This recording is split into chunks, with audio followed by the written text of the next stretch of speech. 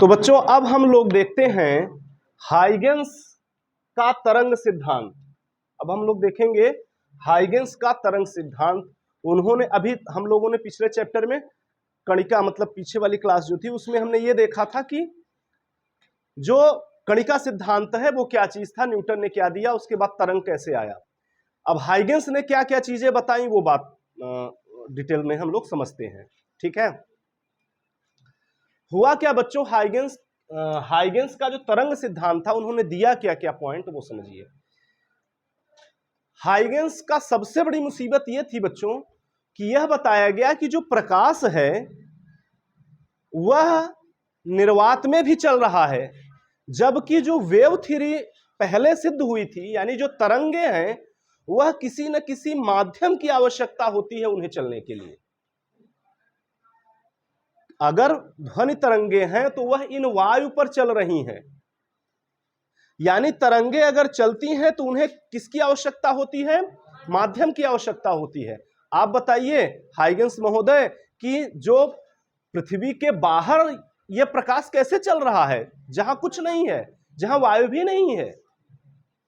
तो उन्होंने एक परिकल्पना की, कल्पना से भी ऊपर परिकल्पना कर डाली। उन्होंने क्या कल्पना कर डाली, उन्होंने कहा एक भारहीन पदार्थ ईथर सर्वव्यापी है, अर्थात ब्रह्मांड में पूरा व्याप्त है हर जगह।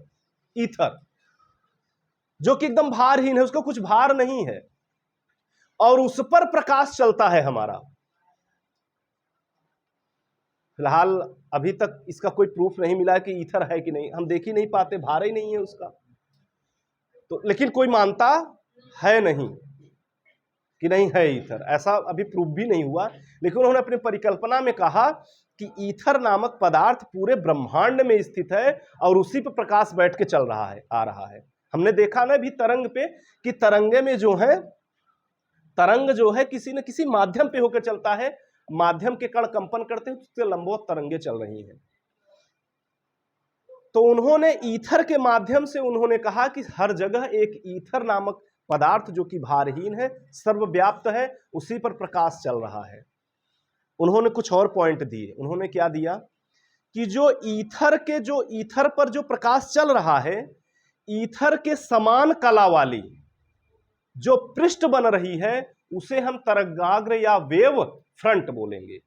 उसे हमने क्या कहा, तरंगाग्र या वेव फ्रंट। फिर से समझने की कोशिश करिए कि तरंगाग्र क्या है। उन्होंने बताया कि जो जिस ईथर पर प्रकाश बैठ के चल रहा था ना, तो ईथर के समान कला वाले, जैसे हमने अभी अभी देखा ना श्रृंग वाले, सारे के सारे क्या थे, वो समान कला में, गर्त वाले सारे के सारे समान कला में।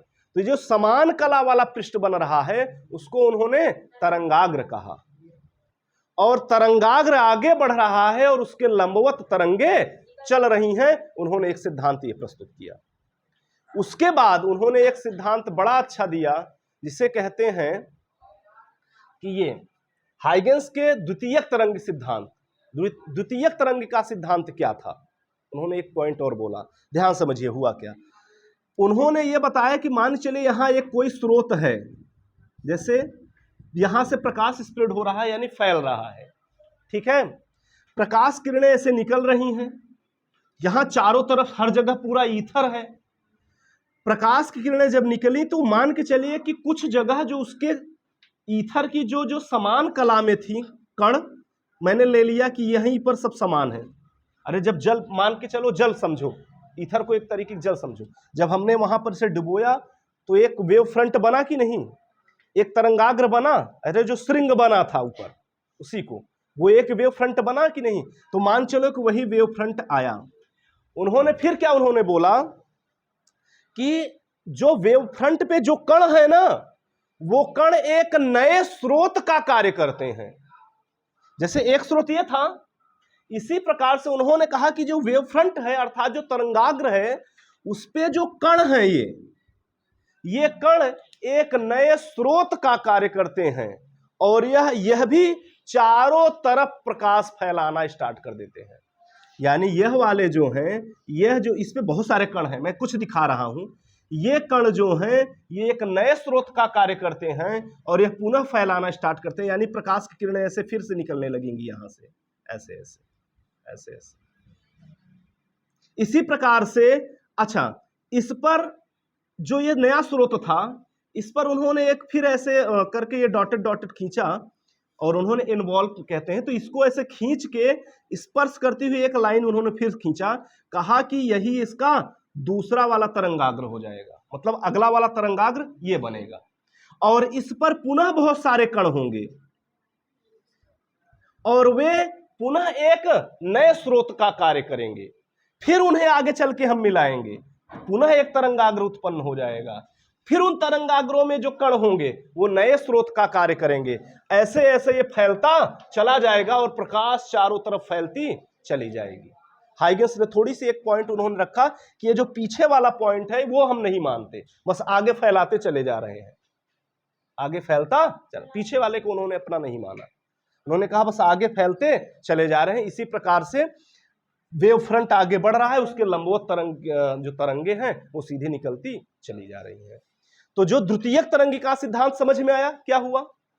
द्वितीयक तरंगिका सिद्धांत समझ में आया क्या है कि ये जो आगे बढ़ रही है, जो ये जो एक नया तरंगाग्र बनता है, जो वेव फ्रंट बनता है, उस पे जो पॉइंट जो कण होते हैं वो एक नए स्रोत का कार्य कर देते हैं और नया स्रोत बनके फिर अगला वाला क्या बना देता है, वेव फ्रंट बना लेता है, फिर उसमें भी एक नए स्रोत बन जाते हैं सब, फिर अगला वाला। यही द्वितीयक तरंगिकाएं हैं कि यानी दूसरा बनता चला जाता है आगे का। क्लियर है बात? इस तरीके से हम देखते हैं कि हमारा आगे बढ़ता चला जाता है। हाइगेंस का तरंग सिद्धांत यही है। ठीक है।